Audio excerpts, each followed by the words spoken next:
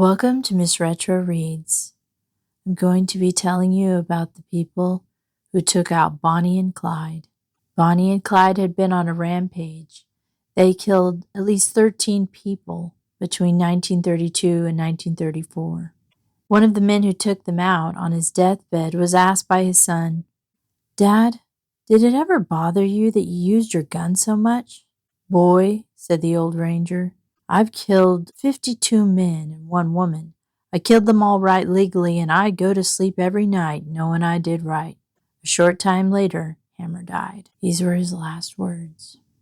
Bonnie and Clyde already were the most wanted outlaws in modern Texas history when on April 1st they killed two Texas highway patrolmen, E.B. Wheeler and H.D. Murphy, near Grapevine in Denton County.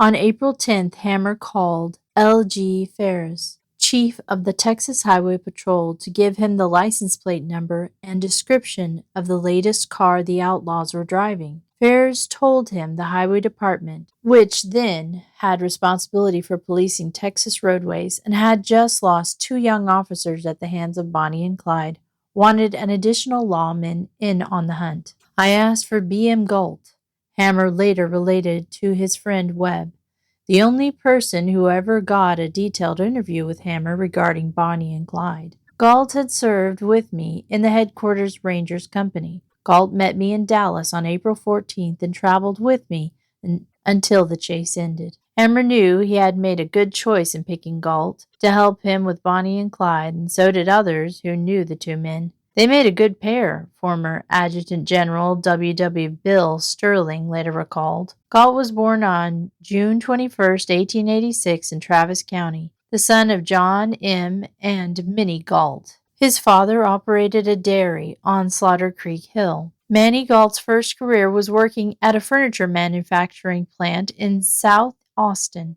He married Rebecca Johnson and had two children, a son, Johnson Gault, and a daughter, Leona. Gault attended the Baptist church. "I'm not sure how they met," recalled Hammer's son, Frank Hammer Jr., "but Manny did undercover work for my dad before he became a ranger.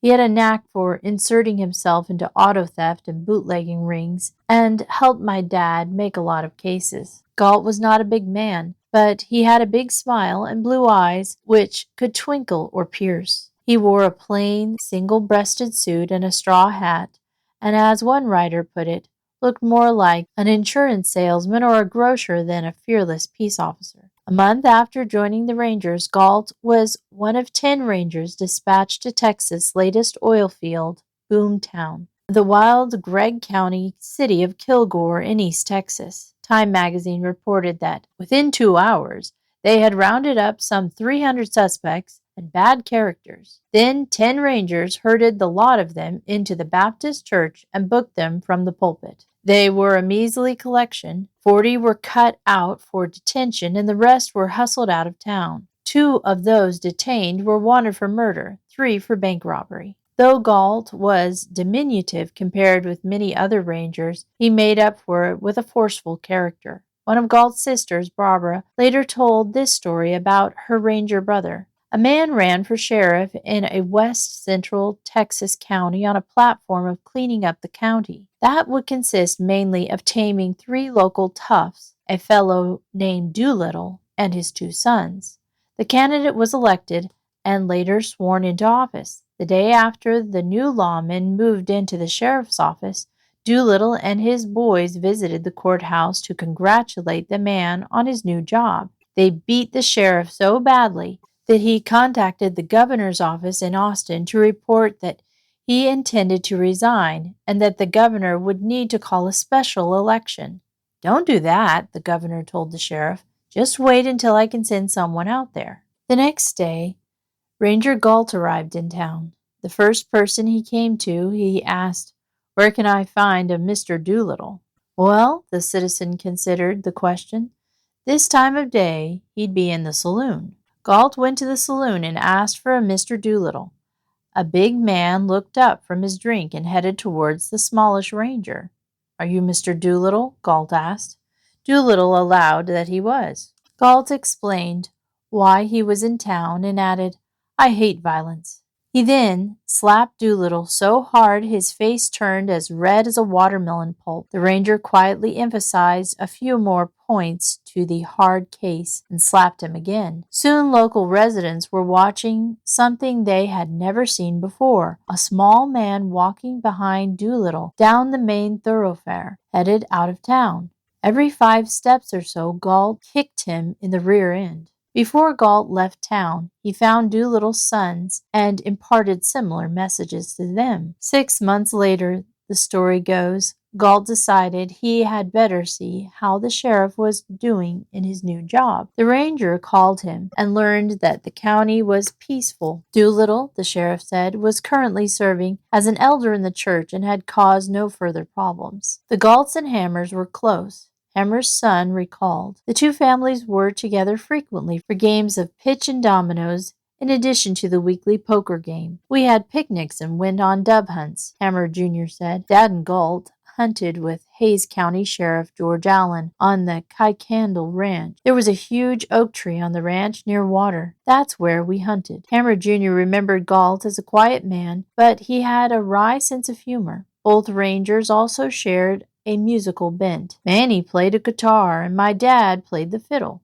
Hammer's son said. Dad bought a fiddle in Sheffield when he was spending time along the Pecos recuperating after the first time he'd been shot. He used to tell me he tortured the cowbrutes playing that fiddle until he got good at it. Gault served as a ranger until resigning January 16, 1933, following the election of Miriam Ma Ferguson to her second term as governor. Hammer and most of his colleagues also quit. Dad would never work for the Fergusons, and most of the other old rangers wouldn't either, Hammer Jr. recalled. Gault had no use for the Fergusons. For a time after leaving the Rangers, Gault worked at Travis County Sheriff's Department. He left the county to take a commission as a highway patrolman, though he did not serve as a uniformed officer. Gault met Hammer in Dallas shortly after Simmons gave his go-ahead for him to join in the search for Bonnie and Clyde. At a cafe shortly after their rendezvous, Hammer briefed his friend on what he had learned about Bonnie and Clyde. I compare these outlaws to wild horses that move around on an open range, Hammer said. They always go in the same circle. I've tracked their route from Dallas northeast through Oklahoma and Kansas to Joplin, Missouri south to the northeastern part of Louisiana and back to Dallas. Gault had listened intently, and what we have to do is break the circle. That's the way I see it, Hammer agreed. Since both Barrow and Parker were from Dallas and were wanted there, Dallas County Sheriff Smoot Schmidt assigned 2 of his deputies, Bob Alcorn and Ted Hinton, to help the former Rangers. Both of the Dallas deputies knew the outlaw couple could easily recognize them. 2 things led the Texas Rangers to Bonnie and Clyde. Hammer's extraordinary attention to detail. He knew what kind of whiskey they drank, and that Bonnie favored Camel cigarettes, and the cooperation of a Louisiana farmer, Everson Methvin, whose son, Henry, had been running with the couple. The last time Hammer entered Louisiana, before finally catching up with the pair, he carried a letter from Governor Ferguson agreeing to pardon the boy if Methvin cooperated in Bonnie and Clyde's capture. The elder Methvin told Hammer where the outlaw couple would be picking up their mail, a spot off a rural road near Arcadia, Louisiana. Hammer, Gault, Alcorn, Hinton, and 2 Louisiana officers, the parish sheriff and one of his deputies, went to the place and set up an ambush. Hammer's account of the event of May 23, 1934, based on an interview by Webb, a little more than a month later, remains the best. We agreed to take Barrow and the woman alive if we could. We believed that when they stopped the car, both would be looking towards the post office, the place where Barrow and Parker picked up their mail left for them by friends, and away from us. Such actions on their part would enable us to escape observation until we demanded their surrender. With everything ready, we had nothing to do but wait, about 7 hours, without breakfast or coffee. Waiting is the hardest thing an officer has to do. Many men will stand up in a fight, but lose their nerve completely if required to wait long for the excitement. On this occasion, I did not detect the slightest nervousness on the part of a single man. About 9:10 a.m., Hammer heard a car approaching fast, singing like a sewing machine. When the car stopped near the officer's place of concealment, the Dallas officers could see that the pair inside were Bonnie and Clyde. The lawman stepped out of the bush along the side of the dirt road and commanded the couple to stick 'em up, Bonnie and Clyde. They both turned, but instead of obeying, they clutched the weapons, which they either held in their hands or in their laps. When the firing began, Barrow's foot released the clutch, and the car, in low gear, moved forward on the decline and turned into the ditch on the left. I looked at my watch, and it was 9:20. When it was over, the officers' ears were ringing from the blast of the high-powered rifles. 167 rounds, most of them from Browning automatic rifle and Hammer's .35 caliber Remington, had been fired. Hammer started walking to the car when it quit moving. "Be careful, Cap," Gault yelled. "They may not be dead." The big man approached the car with his .45 raised and his hammer back, but as soon as he could see inside, the bullet riddled forward. Hammer stuck the pistol inside his belt and propped his rifle against the car. Bonnie and Clyde would not be doing any more shooting. When Hammer opened the front door, Clyde fell to the road. His shotgun and Hammer's rifle clattered down on top of him. Bonnie's head was down between her knees. "I would have gotten sick," Hammer said later, "but when I thought about her crimes, I didn't." Years later, Hinton, the last survivor of these lawmen, said, "I did not feel anything, least of all rejoicing.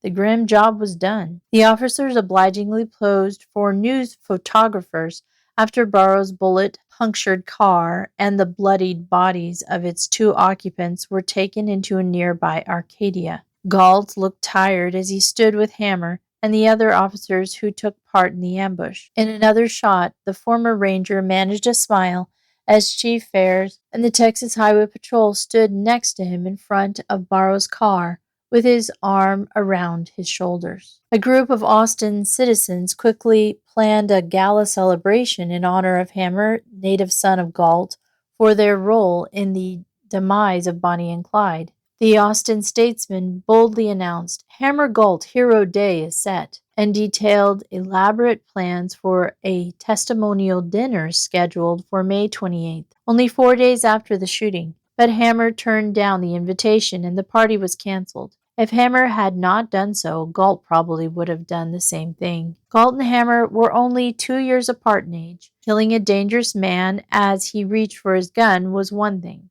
but killing a woman was not covered by the unwritten code the two men had lived by as rangers. The grim scene must have been burned into Gault's memory for the remaining 13 years of his life. He refused to publicly discuss the case. After the shooting of Bonnie and Clyde, Gault left the Highway Department payroll and went back into the Rangers, stationed in Austin. The last roster of the Rangers as a force under the Adjutant General's Department listed Gault and 33 other men on the payroll as of July 31, 1935. On August 10, 1935, a new state law enforcement agency, the Department of Public Safety, began its existence. The legislative act creating the DPS moved the Highway Patrol from the Highway Department to the new agency and took the Rangers from the Adjutant General's Department. Hammer, on the other hand, never rejoined the Rangers. In 1935, he went to work for the Port Authorities of Houston as a special officer. He and Gault remained friends for as long as both of them were alive, though they never again worked together on a major case. Not all of Gault's experiences as a ranger ended as spectacularly as Bonnie and Clyde's case, of course. Gault's sister Barbara later recalled the time her brother identified a murder suspect after a long investigation. Once he felt he had enough evidence, Gault went to the man's residence and confronted him. "I guess it's time for it to be over," the man shrugged, admitting the killing. The man then made an unusual request. Would the ranger come in for dinner before taking him to jail? Gault thought for a second and then took the suspect up on his offer. At the table, the man lowered his head and invited Gault to say thanks. The ranger refused to join the man in blessing, but enjoyed the meal. "I've got 3,000 buried in a can in the back of the house," the man blurted out. "It's yours if you don't take me in." This time Gault did not have to think about the answer. No, I've been after you a long time, the ranger replied. You're going to jail. Later, Gault told his sister he supposed the suspected murderer thought that since he had refused to pray with him, he was a man who could be bribed. But that refusal had not been based on any lack of faith on the part of the ranger. I was not about to put my head down and close my eyes around that man, Gault told his sister. On May 8th, 1937, Gault was ordered, along with 6 other Austin-based Rangers, to College Station to be part of the bodyguard for President Franklin Roosevelt, who stopped there May 11th on a visit to Texas. Gault was promoted to sergeant of the Austin headquarters detachment on September 1st. A year later, he rose to captain and was transferred to Company C in Lubbock. The Lubbock Avalanche Journal ran a short feature article on Gault in the summer of 1941, but the reporter who interviewed him did not have much luck getting any information out of him. The captain was as taciturn as a turtle in a drought. Until he gets to knowing you, the story said, Gault must not have felt he knew the reporter who wrote this article. The best the journalist could come up with was, behind the impressive mask of Captain's weathered face is many a story that other officers will tell. Unfortunately, the reporter did not offer those stories to his readers, though his story did note that it was Captain Frank Hammer and Maney Gault who did the work in running to earth Clyde Barrow and Bonnie Parker a few years ago. Gault was ordered to El Paso to clean up gambling operations early in 1942. On March 11th, the captain, 2 of his rangers, Pete Crawford and Pat Tolliver, visited 3 downtown gambling establishments, the Plaza Club, the Knickerbocker Club, and the Van Dyke Club. No arrests were made at these places, but Gault and the other rangers seized a dice table and a poker table, along with some chairs and stools from a truck parked in an alley behind a suspected 4th downtown gambling location. I've been instructed to close up gambling in El Paso, Gault told a reporter. That's partly why I'm here now. John Wood met the ranger captain when Wood came to Lubbock area as a rookie highway patrolman in 1942. Being a young officer, Wood had only occasional encounters with Gault. Still, Wood was around the captain enough to form an opinion of him. He was a nice fellow, Wood recalled. He was soft-spoken, didn't talk too much, but his men respected him. Wood, who himself later became a ranger captain, never heard Gault talk about Bonnie and Clyde. There was a cattle theft west of Brownfield, where I was stationed, and the captain sent 2 rangers down there, Wood said. I helped them some. Later I went to Lubbock to testify, but turned out I wasn't needed. The captain thanked me for my help. Company C was spending much of its time running down cattle thefts. As Gault put it, writing for the DPS employee newsletter in 1942, Gault said, We have recovered lots of lost instead of stolen cattle. The ranchmen are short of help, and when they miss some of their cattle after roundup, they report them stolen. On numerous occasions, we have been able to locate these cattle, but we are having our share of the thefts too. Gault and his rangers faced other problems on the South Plains. It seems that people like to rob other banks out here, he wrote.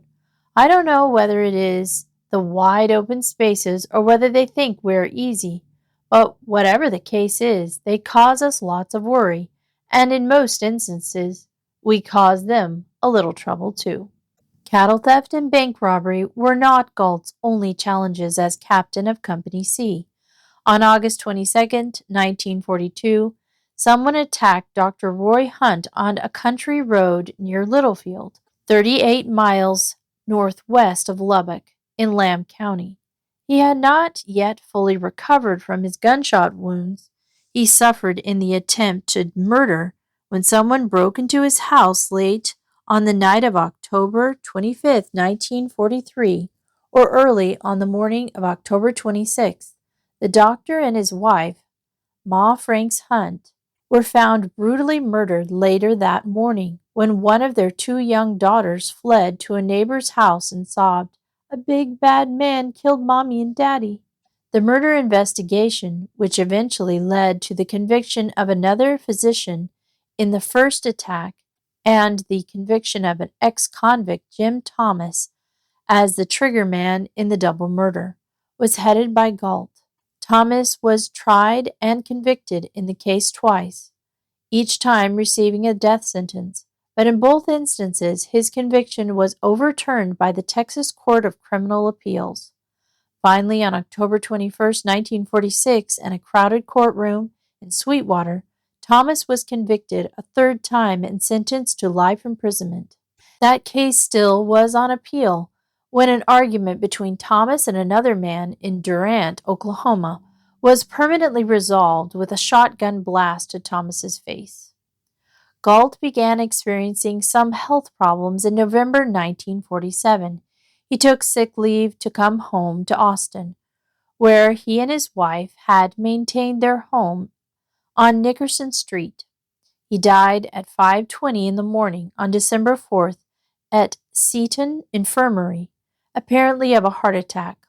Gault was 61 years old. He was one of the most courageous men I ever knew. DPS Director Colonel Homer Garrison said of Gault, the first name on a long list of honorary pallbearers, including in Gault's obituary, was Frank Hammer. The year before, Hammer had shattered his shoulder in an accidental fall on the Houston waterfront and could not serve as an active pallbearer for his old friend. According to Hammer's son, the shooting of Bonnie and Clyde never weighed heavily on Maney Gault or his father, who lived until 1955. Harrison, one of the elder Hammer's brothers, and I sat on the bed with Dad the night he died. Hammer Jr. recalled, I said, Dad, did it ever bother you that you used your gun so much? Boys, said the old ranger, I've killed 52 men and 1 woman. I killed them all right legally, and I go to sleep every night knowing I did right. A short time later, Hammer died. Harrison put his arm around his nephew and said, Let's go outside and look at the stars. The end. I hope you've enjoyed this story, and I hope that you'll be more interested in the good guys out there instead of all these silly movies that are glorifying guys who do bad things. Thanks for listening to Miss Retro Reads, and meet me back here on Sunday for another story.